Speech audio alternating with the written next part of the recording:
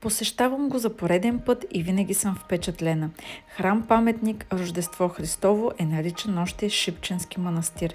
Намира се в град Шипка и представлява своеобразен паметник костница на руските войници, дали живота си в руско-турската освободителна война. Храмът е открит през 1902 година и е красива постройка в стила на руските църкви.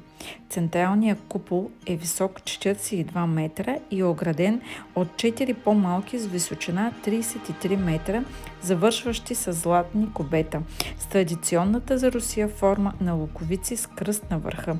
И тъй като храмът е замислен като паметник на загиналите руски войници, под него е изградена крипта. В нея лежат 17 саркофага, които съхраняват тленните им останки. Последвайте ме за още интересни места и събития от България и чужбина.